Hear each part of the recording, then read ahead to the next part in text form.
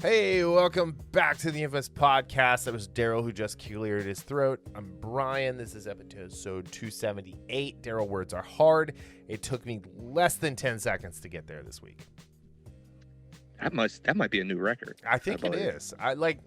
Normally if the words are hard under that 10-second mark, I'll start over. But you cleared your throat as I hit record, so I figured I have to leave that in. Yeah, that was a Jorge Masvidal knee type of right. Quick. I mean, that was just a straight knockout punch. That was like Tyson against Buster Douglas. I just didn't see it coming, and just words are hard. Damn. You didn't see that coming? No. But yeah. All right. Hey, real quick before we get started, we are sponsored again this week by Paramount Plus. There is so CBS All Access has changed to Paramount Plus. They've got a ton of new stuff on there.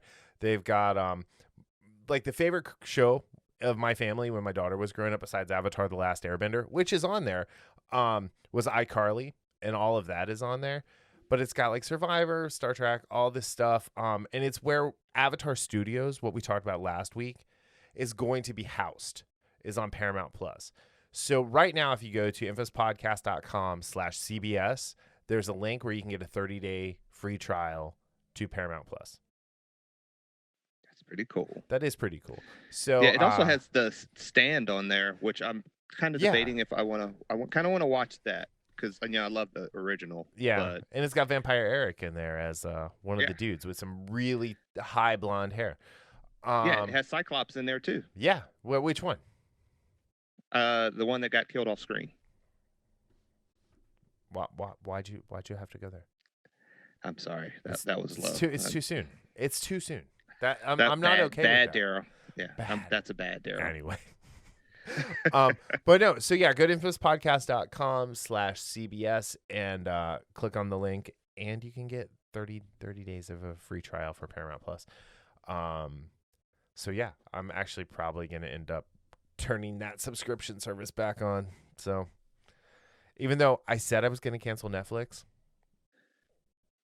but Jupiter's Legacy comes out this month, so I'm not canceling Netflix until Jupiter's Legacy comes out in May.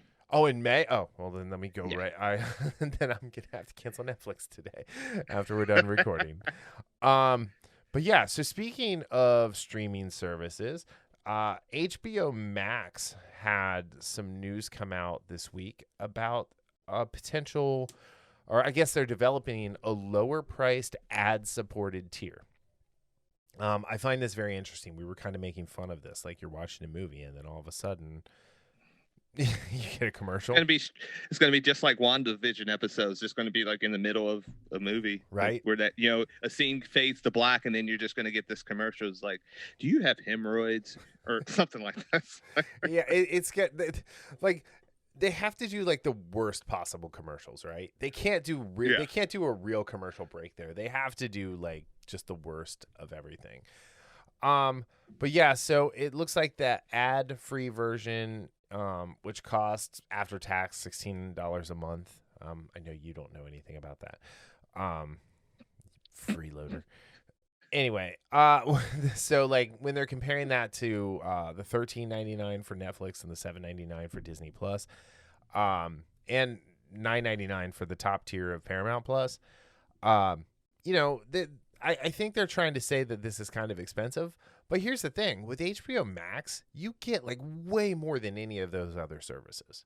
Yeah, I saw one in the article. Is that Kilgore or something like that? Killar. He's like, people. Yeah. It's like, we know that everybody's not rich. Right. It's like, well, I mean, $14 is not a lot, but at the same time, I get why they would do an ad tier supported type thing where, hey, if you can cut that in half, because again, like Paramount Plus is, I think it's $9.99 for the higher commercial tier, free, $4.99 for the lower tier. So, and same with Peacock. Again, Peacock's that way as well. So, but here's the thing: is like you're getting the movies that are in the theater on HBO Max this year, and I'm guessing that that's going to be the way it is moving forward. And I'm excited by that especially when Dune comes out later this year, because I'm gonna watch Dune and then we go home and watch it on TV immediately after I get home. So, Well, that was one of those that they mentioned in the article may possibly just get a theatrical run, which again, we've discussed this on multiple occasions. As excited as I am to see that, and you're like 3 times more excited to see it because you're just in love with Dune. I can't wait to see it in the theater, don't get me wrong. Absolutely. But again, this is not one of those movies that appeals to everyone. I also can't wait to watch it on my 4K TV on my couch, drinking like a cup of tea and maybe eating a cookie, without having to take out a loan. So, or wear a freaking mask. Anyway, yeah. So, but yeah, but plus you get like Godzilla versus Godzilla versus Kong, the Suicide Squad. You've got the. They didn't even mention Mortal Kombat. Yeah, Mortal Kombat, which is soon. That's in March. April 16th. Yeah. Yeah. April 16th. Sorry. And then like you'll have that Suicide Squad Peacemaker spinoff series. LaChina James starring in Space Jam 2. Which I'm definitely not going to watch. Yeah, the Snyder Cut, which is 2 weeks away. 2 weeks away. Oh, can't wait. So, can't wait. We're going to have to definitely do just a standalone episode for that, like by itself, just in the middle of the week, because... Okay, does that mean I'm going to have to watch the original again to compare? I think not only are you going to have to watch the original, you're going to have to watch the extended cut of the original. I hate you. Yeah, well, I told the kid, like, if she wants to watch the Snyder Cut, she's got to watch the original. She's like, but the original's dumb. I'm like, yeah, but you got to suffer like everybody else did. I had to watch it, so do you. It's just me being a good dad. It's just me being a good dad. Yeah. She will appreciate that later down the road. Oh, man, I guess I'll do it. Yeah, I know. I'm like, it's like, I've been like, oh, dude, I'm gonna watch it. And then it's like, no, I'd rather sleep. So gotta watch those dumb colors, those dumb smiles, those terrible jump cuts, the CGI'd mustache. Oh my mustache gate. You hear in the background the noise of Joss Whedon browbeating the actors. It's just like nobody wants to watch that. What the hell?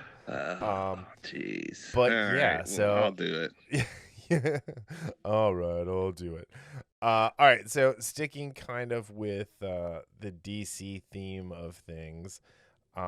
Raise my spirits, please. Yes. So yeah. Hold on, let me make sure I got the right timestamp here for this. Supes and LoLo have gotten a second season renewal already.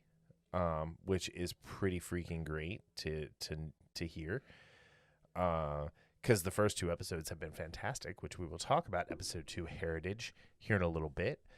But yeah, and this was announced before the second episode came out, so right, yeah, that had me even more excited to watch the second episode. Which, by the way, I'm watching on the CW app and dealing with commercials. There are 5 commercial breaks. There are 5 to 6 commercials in every break. Yes. So I figured this is kind of the penance I paid for not having to watch a commercial for the last 4 years. So, yeah. Oh man, when I watched a bunch of stuff on the CW app last year, or I think it was last year, or no, the year before last, and it's a painful. I don't mind like say the Hulu commercials because they're pretty.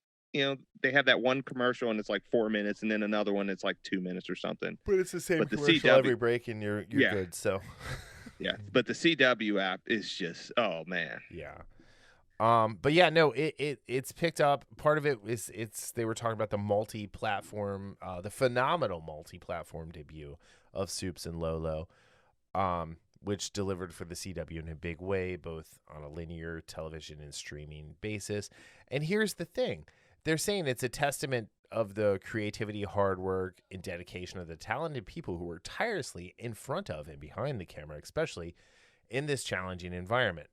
No, you made a normal gosh darn show where story and characters come first. And you're not shoving some weird like SJW stuff down our throats yet. Yeah. Greg Berlanti is still in charge of this show. Jeff Johns is still like attached to this show. Like it's gonna happen. if they screw this up. If you screw this up, CW, I swear. I can't even say the things I'm thinking right now because I'd probably be, they're listening to us and probably be arrested. So here's the thing: is like if they screw this up, Greg Berlanti is going to end up being like, Darryl hung me on a hook once, just once. No, you know what? If they screw this up, I'm going to find every little Baby Yoda and Grogu and punch it in the face. Nice. Every time I see one. Way to get on board. I like it. Yeah. I like it. Yes. Punch that will green, be my that green little punk in the face. All right. Also with the Supes and LoLo news, after the 5th episode, it will be taking a hiatus because of the Cornholio sickness, in which it will return to finish up its season on May 18th. So that'll be the final 8 episodes. I believe it was 13 episodes for this season. Right. And in that time, they're going to run off the final season of Supergirl. And to quote Darryl, this is why we can't have nice things. So, oh man, here's the sad thing: is like the first season of Supergirl was actually it wasn't. Good. It was. I was about to say it was not that bad. But here's the thing. Granted, look, it was on CBS. It wasn't on CW. And when it got the minute it got to CW, right? Yeah, it was like, we're making Alex gay. Fine, that's not a big deal. And then the next season, the deluge. Then Alex had to have a kid. Okay, like. Didn't make any sense. It came completely out of the blue for that. Her character. Girlfriend or fiance's father did not accept her. Right. Coming out and the thing is, I'd like Melissa Benoist. I have liked her as Supergirl. She was a good obviously she was a much better Power Girl or whatever the bad version of her. In the I did like her at that. Yeah, she was much better as the bad version of Supergirl. Because I think that character was just kind of more interesting than the Supergirl that they presented us. But no, she was she had the right look. She had that Supergirl swagger, and she was like conflicted in all the right ways, like emotionally. And also the worst thing that they did to me is they made Superman a jobber. Yeah. That's actually when I cut it out. I was just, I was kind of holding on to it by a thread, like we were talking about earlier, hate watching shows. Yeah. And I was doing that. And then they did that. And I was like, I'm done. I was like, I'm done. When Superman was like, no, I was trying my hardest because I thought you were no, I was like, I'm done. Yep. Like, I'm out. I tapped out. I'm done. Please stop choking me, Chuck Liddell. Please stop choking me, Chuck Liddell. Yeah. Wow, that was a timely reference. I don't know why that was the first UFC fighter that popped into my head. Well, it obviously couldn't have been Tito Ortiz because he never choked anybody out, but he did tap out the punches. So oh man, that's. But wow. I don't know. I don't know. So as we are becoming a DC centric podcast, sticking with why we can't have nice things. Static is getting a reboot. And I don't know if you were more mad about this than I was. But neither one of us were as mad about this as Eric July is. Oh, absolutely. So, but yeah. Okay, so I'm going to talk about this even though I'm the white guy on the podcast. Because Static is one of my favorite characters. And there's a long history on this podcast of me presenting Static books and stories. And when your predecessor and I did the hero versus hero stuff, I picked Static versus Darth Vader. So, which I still think Static could take him. Anyway, so DC has decided they're going to retcon Static to receive his powers during a Black Lives Matter protest. So oh, sure, go ahead. I just have to ask. I would like to be in a room with these people and say, "You all don't like making money, do you?" They don't. They really don't. They don't. Because Static has one of the absolute best, and I'm not talking Static Shock. All right, Static Shock is the amazing cartoon that is Which well was great, worth yeah. well worth the HBO Max price Yeah. by itself to be able to watch that, because it's been a long time since that's aired anywhere. But Static, Dwayne McDuffie's Static, the cornerstone of the Milestone universe. That's a lot of stones in there, so you know I'm serious. So the whole thing that happened with Static was, he got his powers because some guys from a gang like protected him from a bully.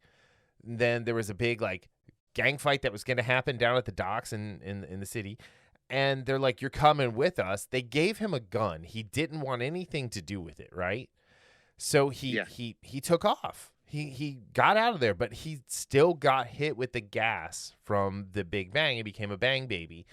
And while all these other people got the powers and became bad guys, he, being the I guess what was the reluctant hero, decided to pick up that mantle and actually took on like a good chunk of like responsibility for these people. Mm-hmm. And it was amazing. And yes, Static dealt with race because Dwayne McDuffie was a Ta-Nehisi Coates wishes he had 1/100th of one like pinky's worth.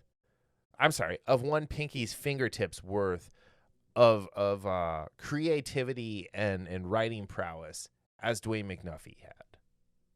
Yeah. And so this is a book that I didn't like. I remember it, and I've read it here and there, but probably not to the way you have. And I actually went back today and read the first couple, and I'm going to read through it. Yeah. And I read the first couple issues, and yes, it absolutely deals with race, but it deals with it in a way that's not the only thing. It's again the whole beating over the head thing. Yeah. You see Static as a character. You see him not just as a black character. You see him as a character. And again, I've only read the first 2 issues so far, but the way they handle everything, because anyway, like one of the things his mother says is like, I moved you out here to get away from stuff, and you still can't get away from these white boys messing with you or something like that. Yeah. So it absolutely deals with race, but again, we always say that's not the problem when you're bringing race into it. It's when you bring race or sex or something into it as the lead of a character. It's again, story and character always come first. Yeah. And how you mix, whatever that character's dealing with, whether it be their race or their sex or something else, that's fine. And again, people think, stupid people think when we say this, we don't want, race, or we just want these bland characters. No, we want characters that are deep, and a deep character is one that doesn't just have race as their checkbox. And again, when you said Ta-Nehisi Coates, again, I never read his Captain America art, but I read a few issues. So bad. I read a few issues of his Black Panther, and it was like every other page had to remind us, oh yeah, we're talking about a black character. Yeah. Like in the dialogue, and it was terrible. Like I think it was objectively bad. Yes. So if you said Captain America, and Captain America was just as bad, because I think he got a talking to. He got dressed down about his white privilege. So yeah. But reading Static, and again, sometimes older comics, the stories are great, but what's made up, the dialogue and stuff, it doesn't always translate as well, from 20 years to 30 years ago. This one still does. Static holds up because it's just this great timeless tale, right? It's free of a place in time. It's just a good story, and that's the power of Dwayne McDuffie. Like I was telling you, all of the best stuff from Justice League Unlimited was because of Dwayne McDuffie, and which is probably the greatest. This is a hot take. This is the all around greatest DC animated series ever. Okay, I can't speak to that. Yeah, just because I haven't seen enough. Yeah, I mean, like Batman in the Animated Series was the groundbreaking series, and it is amazing. Don't get me wrong, but Justice League Animated Series brought like all 200 plus IPs that from DC and put it under one roof and made it actually work and made the Justice League interesting, made Superman interesting, made Batman interesting, made Wonder Woman interesting, made freaking Dr. Fate interesting. They had story arcs with the Question, and that was due to Dwayne McDuffie's influence and involvement in the show, massive involvement in helping run that show. So yeah, I just think it's one of those things where it's really important that they think, like, what would he have done, and would he have been okay with like the Black Lives Matter riots and having that switch to Static Story? I don't know. I don't know. I don't think anybody knows it. Anybody can speak for it, because in the comics or comments of the article linked in the show notes, there were some people like, I wonder what Phil Lamar would think. Well, my answer to that is it doesn't matter what Phil Lamar would think. He just voiced a character on a cartoon. He didn't have anything else to do with the creative process other than using his very talented voice acting. What would Dwayne McDuffie think? I really would be interested to hear that, because from Dwayne, obviously that can't happen because he unfortunately passed away several years ago. But I think if he were writing it and it was in during that, he would have found a much more elegant way to make it happen. Yeah, and again, the way these writers nowadays, there's the one word I would use to describe these people. A lot of these writers, not obviously not all of them, but a lot of these writers, what they're doing with this, what Ta-Nehisi Coates will most likely do with Superman, it's lazy. They lack the fundamental creativity to make characters interesting outside of their race or sex. How very Eric July of you. No, I agree. I 100% agree. I think it's ridiculous. And, they're taking a character that has universal appeal, and they're immediately turning off half of the fan base. Half the audience. And yes, I'm not talking about just the white half of the audience. I'm talking about half of the audience who are like, this is not okay. Like, you have to stop doing this. So yeah. Anyway, but again, like I said, I don't think they like making money. No, absolutely not. Absolutely. It's almost like this. And again, kind of going with the whole kerfuffle and the just god awful handling of Star Wars with Kathleen Kennedy. They're doing it in such a terrible way. It's almost like there's no way you can accidentally screw shit up as badly as they are on accident. Yeah. It's almost like it's a purposefully being done. Yeah, why are you trying to kill this? Like, you can't sell it for more if it sucks. Yeah, like I don't know if you saw that Obi-Wan is going to make an appearance in the Andor series, which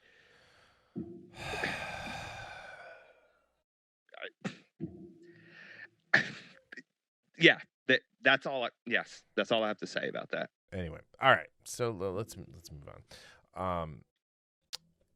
Fast 9 is moving again. I found an article on the Hollywood Reporter. It says F9 shifts gears to delay release 1 month to June 2021. So this is the third move that it has made, and I don't know. So I mean, Universal's pushing a bunch of stuff back, like the Minions Rise of Gru got pushed back a whole year to July 2022. Yeah. Now that's a cartoon. That doesn't matter. People aren't going to be a year older on screen. So that's fine. But whatever. They just need to start releasing this stuff. I thought Universal kind of was onto something with the Invisible Man and the Hunt. Putting that stuff out direct, making it affordable to buy and rent. Right. Just right from the jump. We talked about both of those movies. We praised Universal for what they did there. So yeah, I just think I think it's really important to start putting these movies out, and the fact that they continue to stop, or that they've continued to just not do that and have grinded to a halt, and now they're asking for like government bailout money. It's like, no. You have product, put it out. People will go. 7 states just opened up 100%. You know, Yeah. Right. Kentucky and Ohio both have movie theaters open. People can go to movies. If you're not comfortable going to a movie, great. Stay home and watch it on iTunes or Vudu. Like that is a great business model. That is how you have to do this kind of thing. You cannot wait for the packed seats because that's not going to happen for a while until people become comfortable with going out and not actually getting sick. And let's be honest, a year from now, there are still going to be a decent, and I won't say a lot, but there are going to be people that are absolutely, regardless of the vaccine, regardless of anything, that aren't going to feel comfortable going to the movies. Well, right, because, the culture of fear and all of that absolutely. fun stuff. Yeah. But, I just, it's like Black Widow. Like, I am so, like, disinterested in the idea of the Black Widow movie now, and I know you hate to hear that. But I don't even care. Like it doesn't like it's a character who's already dead in canon. It just, makes zero sense at this point. They should literally just put it as a premiere on Disney Plus. No, you know how much I love that character and how much I wanted to see this movie, but my interest has dropped precipitously. I mean, I want to see it, but like just thinking about it is just like, whatever. And that's because they should have released it a long time ago. Yeah, because Disney has figuratively dropped her off the cliff, plain and simple. Yeah, absolutely. Like, they've just taken it. They literally dropped her in Endgame. R.I.P. Natasha, and just like it's like they don't care, and it's like okay, you don't have to care, but at the same time, making nothing for doing nothing. Okay, maybe you're not losing anything for this movie sitting on the shelf, but like you're losing fans. You're losing any traction. Yes. Like the MCU is putting out 3 movies a year. We had none. Mm-hmm. 2020, we had none for the first time since 2008. Yep.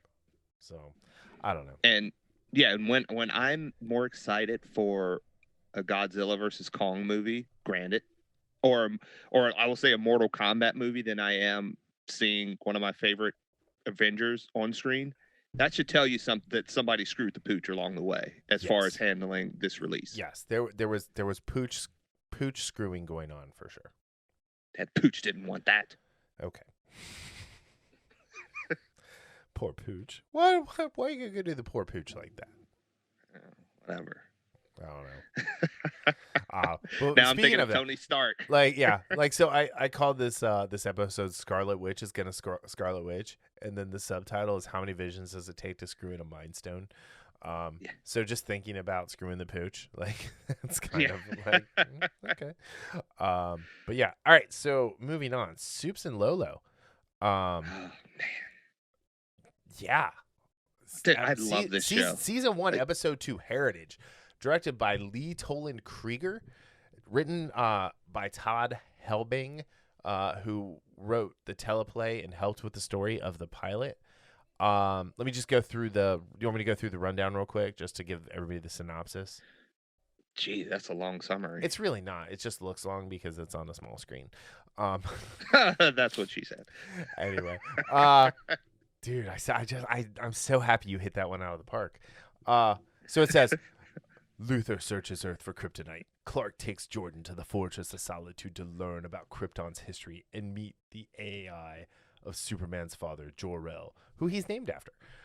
Jonathan faces resistance from the football team.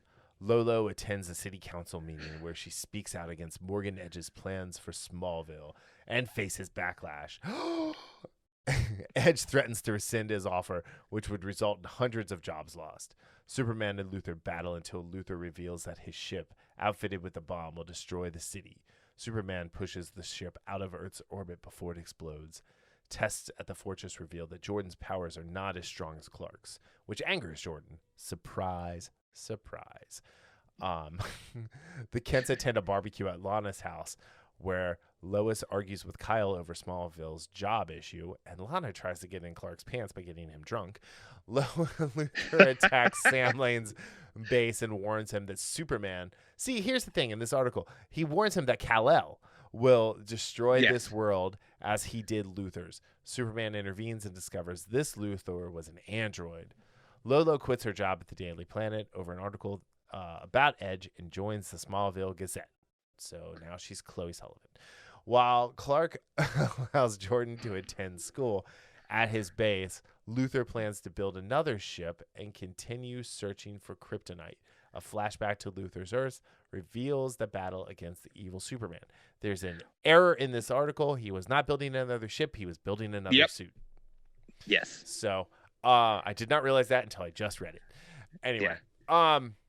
Yeah. And I will say this, too. It says a flashback to Luthor's Earth reveals the battle against an evil Superman. Well, depends on what was Luthor fighting for and who was he fighting against. Well, they were fighting to hell and back.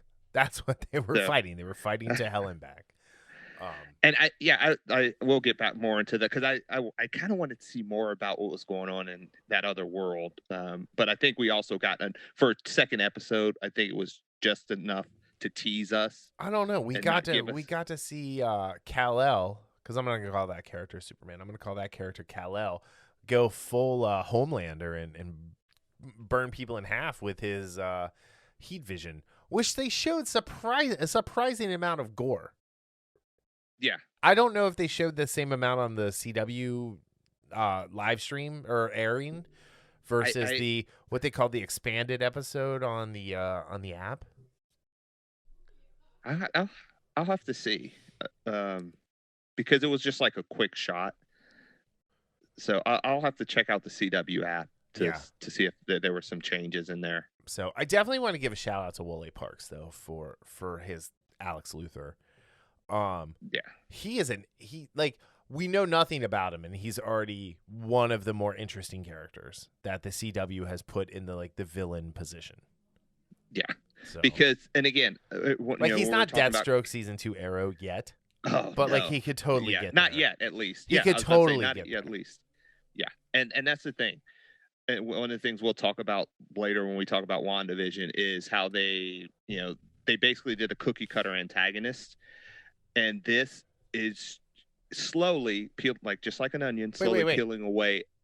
Oh, yeah. Never mind. So, they're peeling back the layers of an onion like Shrek.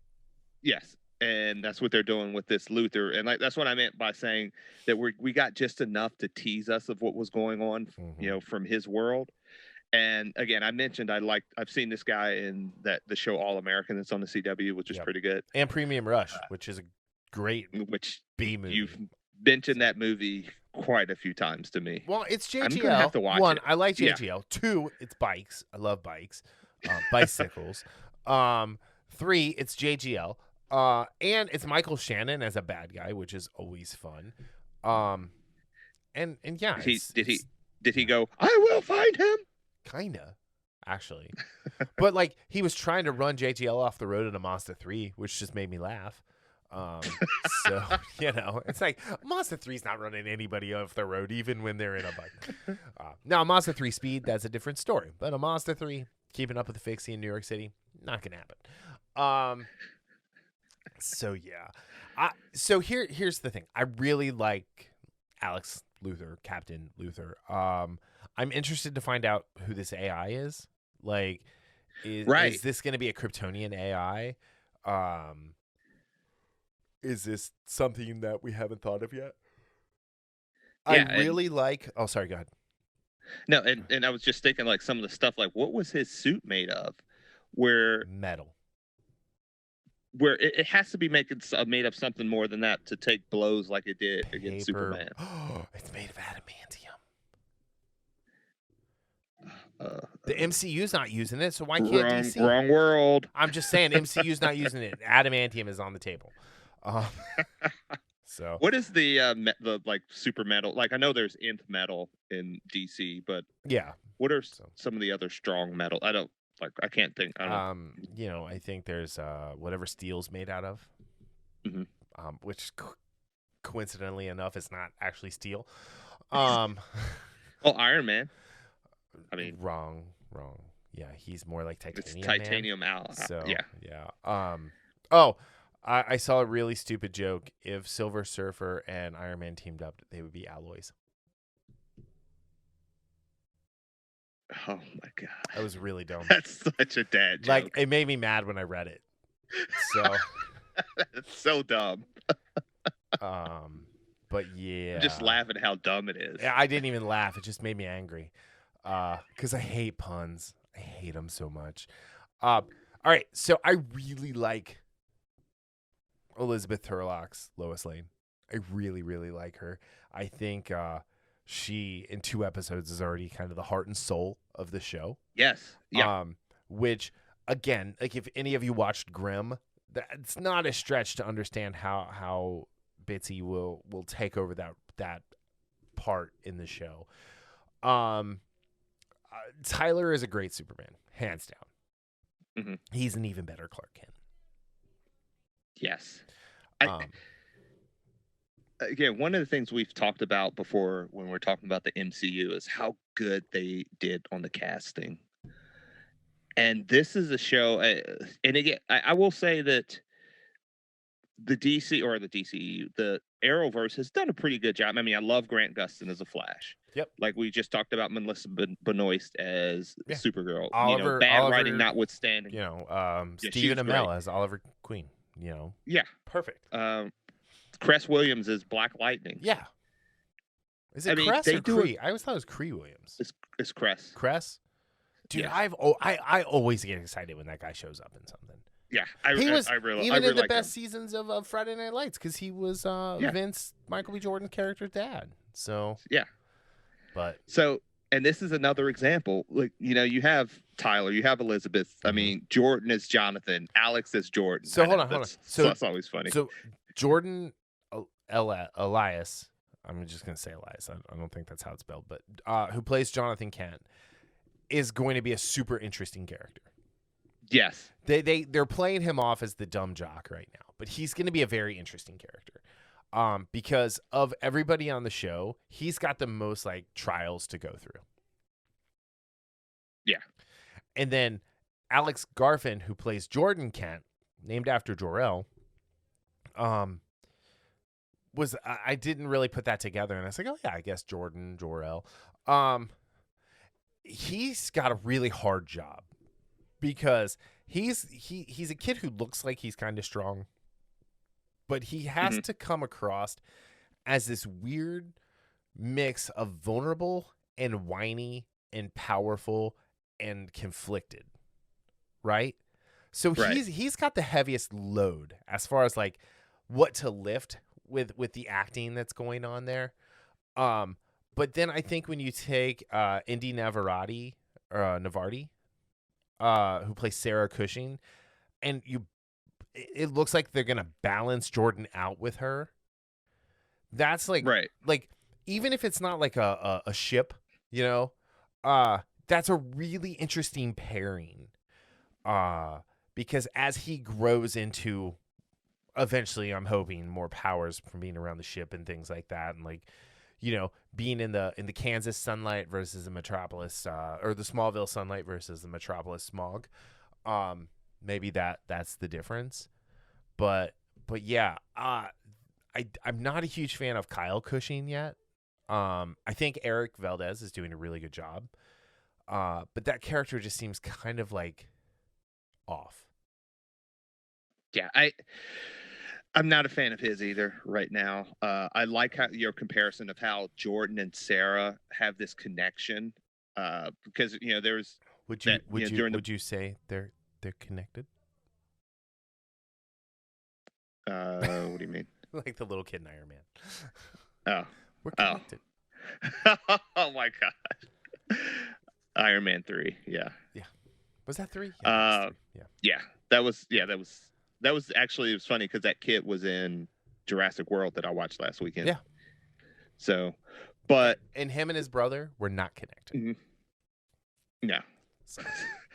But like, for example, when they were at the barbecue and he was like, whenever my parents let me, back into school, and granted, he was talking about as far as getting control of his powers, right? But she also knows he has other issues, so she connected with that. If you saw that look between them, right? Because she had told him, she understood right away. She took the same medications and stuff, right? So his crazy matches her crazy. Yes. And I What is also that from? love. That's gonna bug me. Oh, it's Deadpool. Yeah, yeah. When Your he's crazy talking to matches my crazy. Yeah.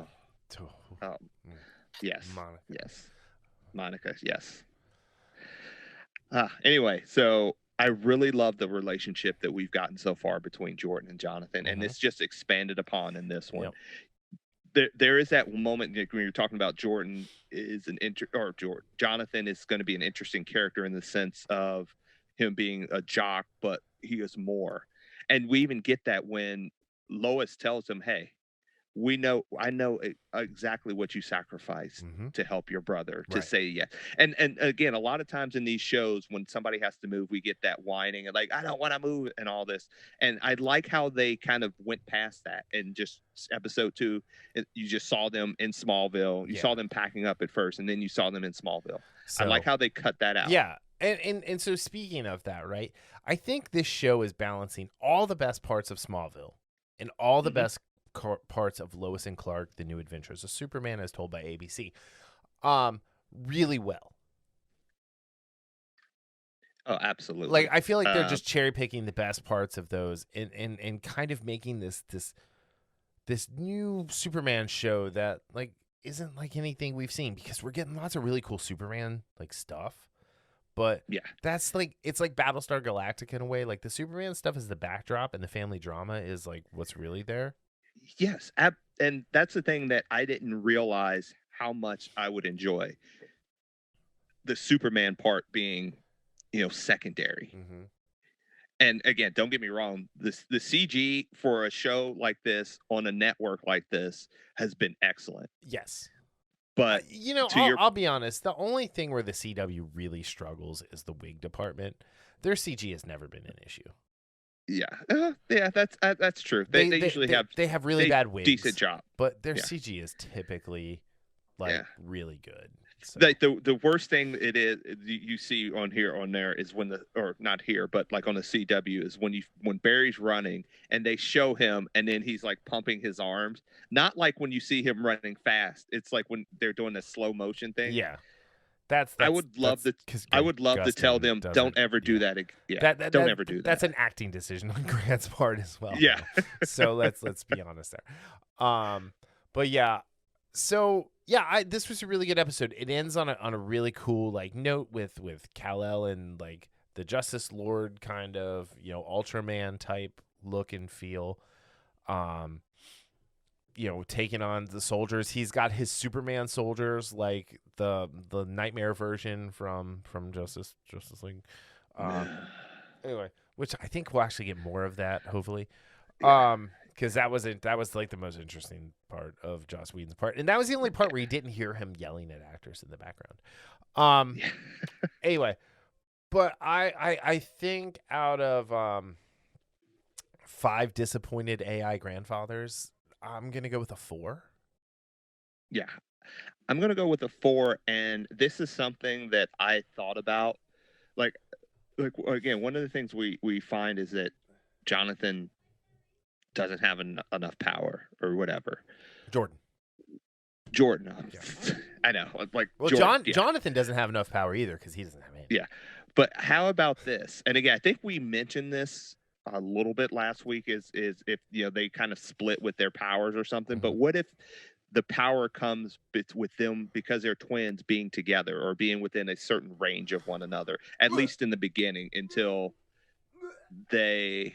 All right. You're really overacting right now. I actually like. Are they going to put their hands together and turn their fist and like say Fenrir, activate, and one of them is going to turn into like an animal and the other one's turn into a bucket of water?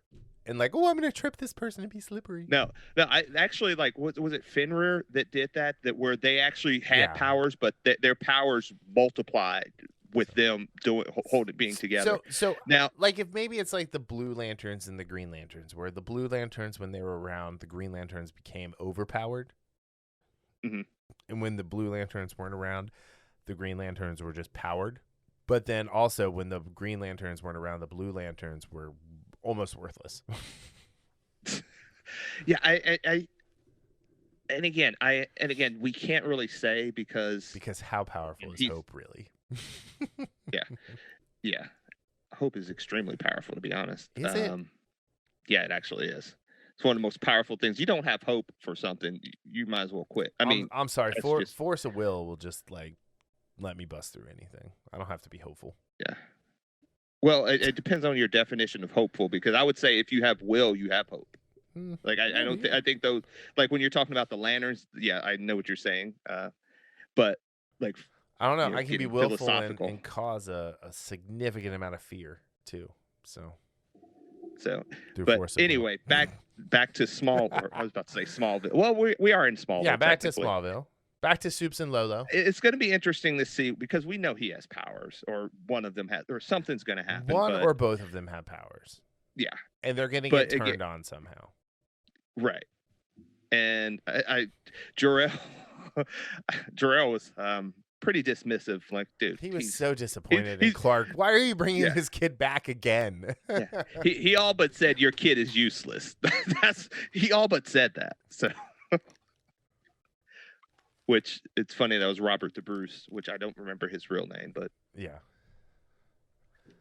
So yeah, 4 out of 5. Another excellent episode. 2 weeks in a row. Is it can still go up from where it's at. Like, it's nowhere. It's not like there's so much more they can do, and that they're taking their time and they're getting there, right? Mm-hmm. And I think it all started with that first 5 minutes where they just kind of built the world. They showed us in 5 minutes what the status quo of this world is, and now they're going to spend the next 12 plus episodes breaking that status quo. Were you the one that said that, like, I don't know if that was you or not, that told me that Up, like in the first 5 minutes, it was like the best love story or something like that? I have not said that to you, but it is the most complete love story in the history of cinema. In 5 minutes, or whatever it was. Yeah, however long. I think it's the first 20 minutes, but. And somebody compared last week, I don't remember who it was, compared last week's intro to Up in that way, in the sense of how they got so much done. Yep. In 5 minutes. I can see that. I can 100% see that. So, cool. I want more. Let's go. Is it do Tuesday it. yet? Is it Tuesday? That's it's not. Is it Wednesday anymore? Is it Tuesday? Well, no, it's still no. It is. Wednesday. Is it Wednesday because it's on Wednesdays, right? Tuesdays. Yeah. So we're still with Tuesdays because the Expanse came out on Tuesdays. Yeah. Well, with just like when we were like, hey, last week, is it Friday yet? Yeah. For WandaVision, so it's now. Is it Tuesday yet? Mm-hmm. For another few weeks. All right. So speaking of WandaVision. This episode is called the series finale, which is great because, like, obviously it's not. Once again, directed by Matt Shakman, who did all 9 episodes from the director's chair. Jack Schaefer, the showrunner and who wrote the pilot, was back on writing duties. And I just have to say, before we go any further, if the two of them don't get a Marvel movie, like an actual movie to go along with this, I don't know who deserves a movie, because I have not seen a pair of creators in the MCU, Favreau included, have a complete understanding of what they're trying to do, who their characters are, in the story that they're going to tell over the I'm going to loosely say 9 hours of television that we saw. I really don't. I haven't seen anyone nail or hit the mark as much as they have, and at the same time being legitimately the most creative thing that Marvel has ever done. I was just about to say, to do all of that is, first of all, the first part is incredible. Yet to do that with such creativity and something that we have not seen in a show or in the movies, to make it interesting, to touch on so many levels of nostalgia, but at the same time not rest their laurels on that nostalgia connection, but creating a story that interweaves the nostalgia with what we want to see, what's going on. that was just fantastic. It's fantastic filmmaking, and I 100% agree. They deserve a movie. They absolutely deserve a movie. Yes. Um, Elizabeth Olsen is fantastic. If they're looking for someone to put the shoulders of this cinematic universe on, I don't think they need to look any further. I think she is more than up to the task of doing that. And look, I've seen her in other stuff, and I've really liked her. I've loved her as Wanda in the MCU. I did not realize until watching this how powerful she is, and I don't mean her character. I mean her as an actress. The final fantastic 15 minutes of this episode where it was her and Agatha, she just showed, like you said, so much actual like power in your favorite word. What's that? Your favorite word. What's my favorite word? You're gonna make you say it, aren't you? Yes, please. Gravitas. The gravitas, as my pinky is up holding my cup. As the gravitas of Elizabeth Olsen is just so fantastical. You gonna have a monocle? Yeah, I do actually. I just 3D printed one. And it's so fantastical that she was able to control screen and hearts. Anyway, I don't know where that came from or what that was, but it kind of made me laugh myself. Anyway, no, like just the Wanda and Agatha stuff was great. The Wanda and Vision stuff, especially when White Vision showed up. Oh man, dude, Coke has got to be pissed. Anyway, so as soon as White Vision showed up and she's like, hey, what's up, Viz? And he just tried to crush her skull. Spoilers. That was fantastic. And he made the classic mistake a lot of these like Bond villains, and they told me you'd be powerful when he could have just been like yeah, he started monologuing. Syndrome was sitting there. Syndrome was on the sideline going, woohoo, she got you monologuing. That's my favorite line in all of The Incredibles when he looks at Mr. Quill and goes, woohoo, you got me monologuing. That kind of makes me want to watch The Incredibles. Dude, right Incredibles, greatest Fantastic Four movie of all time. Absolutely. 100%. 100%. Honestly, top 3 superhero movie of all time, if we're being honest with ourselves. I don't know. It's top 10 for me, definitely. So, yeah, it's awesome. Yeah. So that whole thing with the two battles that were happening at the same time there. The fact that we picked up right where the episode left off was great. I do want to give a special shout out to Hona Paris and Evan Peters. Their stuff together was great. It was great. I loved everything about it. I'm not going to spoil anything about that scene, and I don't think we should talk any more about that until people go to Patreon and listen to our commentary. But it was great. But yeah, I mean, I don't want to go too terribly deep into this because like we're gonna like I don't want to give it all away for free.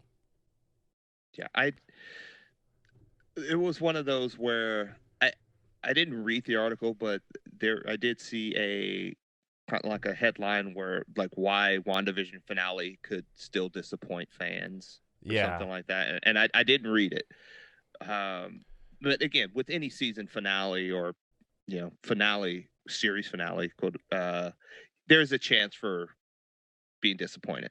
I used the ReadySetCut.com, like their WandaVision write up, as we kind of go through when we're talking about it here, so I know what not to spoil.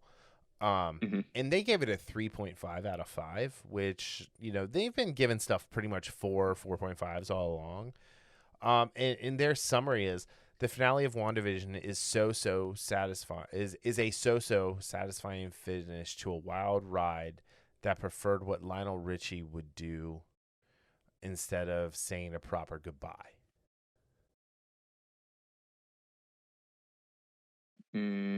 Words are hard, man. They did not write a very good sentence there. Yeah. But I think see, like, so my text chain with my boys, Roger and Casey and Jay, like, some of them were saying that they were expecting like a big cameo. I'm glad there wasn't a big cameo. And I agree. I have to agree with that. At first I was a little bit disappointed, but at the same time, that was my fault for expecting something. Why, instead of trusting what we've gotten so far, between, the Shackman and Schaefer. Yeah. So again, this is one of those things where people's expectations, don't let the expectations color what you get, the product of what you get. Mm-hmm. And what we got, at least in my opinion, was a very satisfying. There is nothing so about this. No, finale. other than it was so great. Ooh, yeah, like I'm taking that comma out of there. It was Look, the biggest issue I've had, and we've mentioned this over the last few weeks, is again, kind of like how we were talking about Captain Luthor being a very interesting character. Mm-hmm. Director Hayward is anything but an interesting character. It started off like he was going to be interesting when we got introduced to him in episode 4. Yeah. And it's like they just, going back to here's the thing. They just said, hey. When we got Hayward, though, like, hey, the person who is writing and I believe directing Captain Marvel 2 introduced us to Hayward and set that character up completely wrong. Mm-hmm. Plain and simple. And set Monica Rambeau up completely wrong. Now, I feel like she had a little bit of a redemption in this episode. I have zero interest in that character moving forward. Zero. Yeah, Zero. Well, I mean, yeah, I really don't either, to be honest. I am very curious to see, and not spoiling anything, I like how they tied this story up, but there are a few characters who have their futures are very open-ended, which that is, to me, I like a finale that doesn't give us all the answers. That's one of the things we've talked about over the years. It's like just a finale that just, one of my favorite finales is the Angel finale. Oh yeah. And where, you have, Gunn is bleeding out. Wesley's already dead. Spoiler. Dude, why you gotta go there? Why you gotta go there? You talk about killing my favorite person at the beginning of the episode. You might as well do the favorite from that show at the end of the episode. Dick. And then you have Spike and Angel. I know. I'm like, just thinking about this, like giving me chills thinking about this, like that scene in the alley. And then the scene Spike in the alley, the last scene between Fred and Wesley. Come on. Oh my gosh, yeah. Yeah. Sorry. But like when Spike and Angel, they're like, like what, you take the one, you take the 1,000 on the right, I'll take the 1,000 on the left. Right. And then Angel's like, you know what? I think I'm going to go for the dragon. I kind of want to slay the dragon. It's the best line to go out on. It is the best line. I love that. So, it's again, it's one of those open-ended things where, and again, I like Supernatural. I love Supernatural's ending because it was a final chapter. There was nothing open-ended about Supernatural's finale. I still liked it. I still enjoyed the it. Supernatural, it was great. And it's great that they did it like 10 years after the series finale, and it was like this cool little retrospective of everything that could have happened. And then, the guys died, and they're like, wow, that would have been a crazy trip. Like, I can't believe, like, Dean, you had that family and just led a normal life. And I was in hell and somehow made my way to heaven. I think there's a lot of questions about how Sam got out of being possessed by Lucifer and everything. And why Dean still had the Impala after having like the wife and kid and all that. But it went out on a high note. Yeah, you're still on the Supernatural was only 5 seasons that kick, aren't you? It was only 5 seasons. I don't know what you're talking about. Oh my gosh, that's hilarious. That actually doesn't get old still for me. Dude, it's never ever gonna get old because it's true. Anyway, no, but like what happened with Agatha? Like Agatha's ending was not an ending. That was great. Like, spoilers. Agatha did not die. I did not expect Agatha to die, but Agatha's left to serve a purpose, and that purpose is amazing. And more Catherine Hahn is never a bad thing. Yes. And I do kind of have like a low key crush on Catherine Hahn. Like I kind of think she's hot. Really? So, oh yeah. I did not know that. / sarcasm. Yeah. Hashtag sarcasm. Yeah. I meant to say / S. That's what people do with yeah. So but yeah. And I love how we get that lead, what's going to be the lead in to Doctor Strange Multiverse of Madness. So they did a couple really cool things here. They tied this into S.H.I.E.L.D. They tied it into Agents of S.H.I.E.L.D. Oh, Agents of S.H.I.E.L.D. Oh, absolutely. Yes. Yes.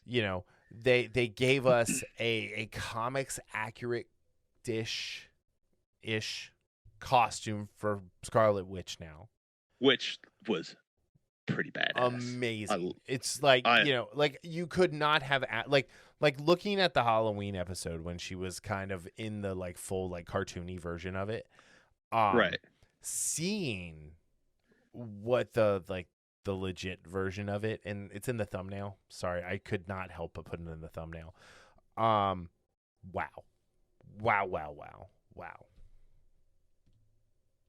Yes, it's the way her everything about it, great.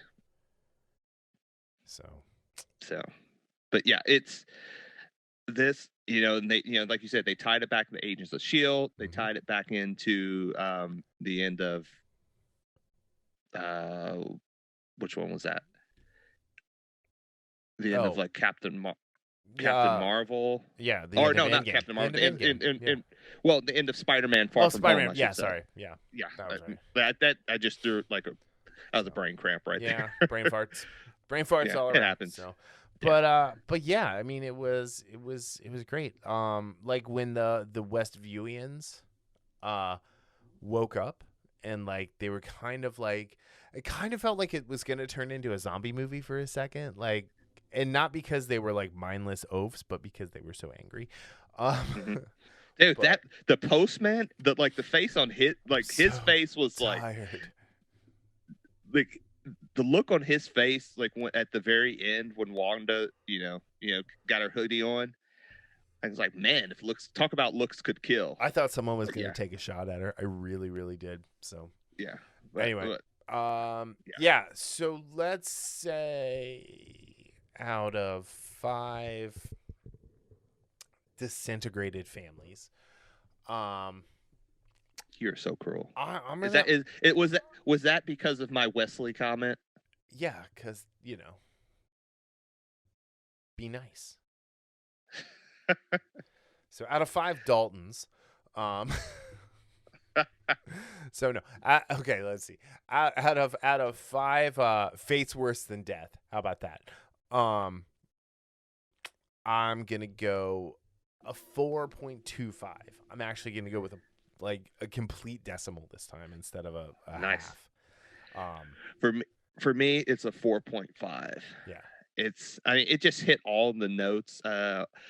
Wasn't a lot of humor in it, but it was such an emotional ride for me. And there were a couple scenes where it was definitely, I have to clean up these dust bugs that are in my room. So yeah, I like my allergies. My allergies were like hardcore acting up. I didn't know how to deal with it. Yeah. So, and again, I don't think it's going to happen because these shows like this don't get the recognition they deserve. But Elizabeth Olsen should absolutely be considered for. Would it be an Emmy for this? Yeah, an Emmy, a Golden Globe, a SAG award. She needs to be nominated for one of those. Maybe an Oscar, just because. Hands down. She was. This performance of her from these 9 episodes, the range that she showed for 9 episodes, and like you said, loosely 9 hours worth of television, and how she quickly got the accent to go and come and go, and it's great. Yeah. It's all been I love intentional that the line. whole time, people. It's all been intentional. Yeah. So, but again, I expect them to be expected to be ignored, despite the fact that she deserves it as much as anyone that's going to be nominated. I will say that hands down. So yeah, and you know, like I don't think we should sleep on Paul Bettany either, because the two of them together are like, okay, Elizabeth Olsen by herself in this is something special. The two of them together is something amazing. Power couple. Yeah. I cannot ignore Paul Bettany and his performances as well. So, because as great as she was, like, they made each other better as well. They did. Which, absolutely. So I really hope they get, and Shackman and Schaefer. I hope everyone involved in this series truly gets the recognition they deserve, and not get, thrown by the wayside because it's an MCU movie not named Black Panther or Aquaman in Africa, or whatever you want to say. Aqualand.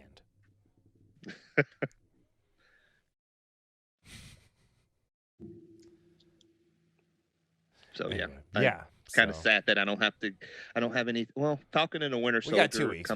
We got 2 weeks. So yeah. So and I think, but that's going to be something totally different. Which it is, which is great. I like that. Yeah. I will say, one spoiler: she did not break the world yet. Mm-hmm. But I'm excited for when she finally does. So I'm just gonna put that out there.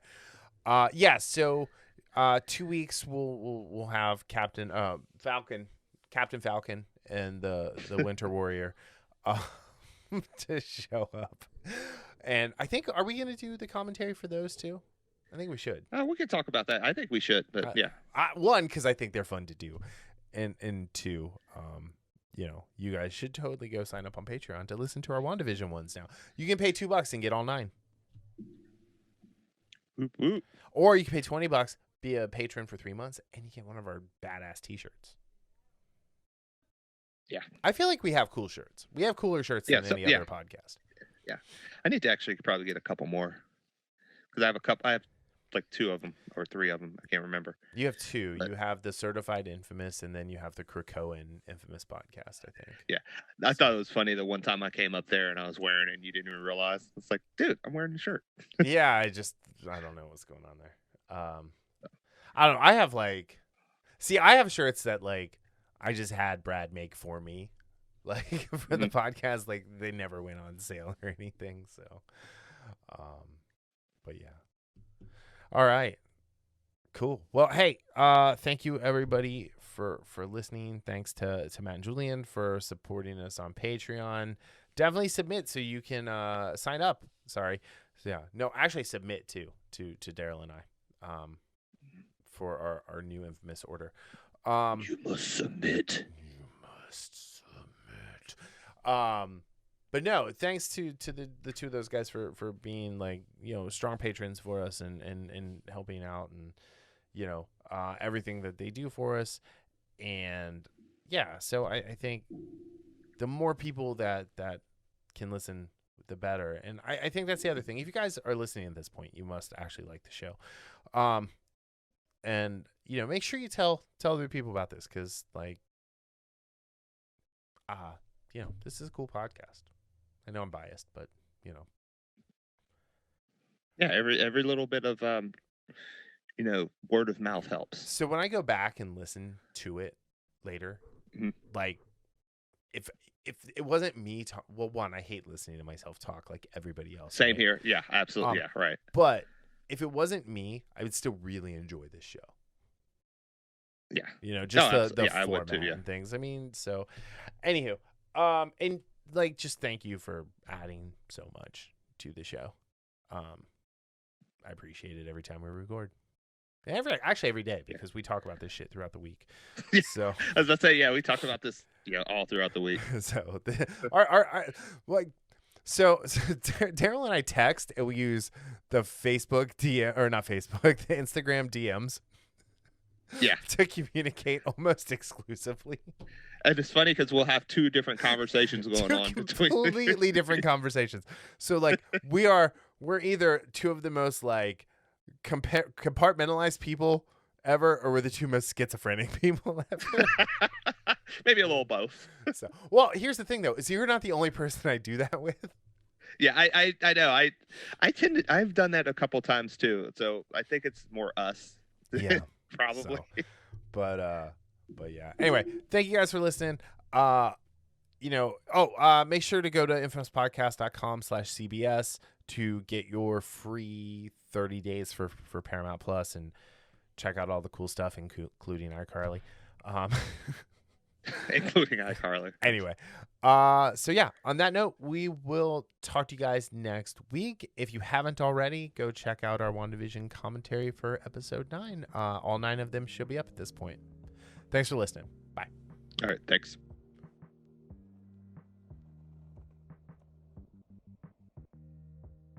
The Infamous Podcast is recorded in Kings Mills, Ohio, just north of Cincinnati.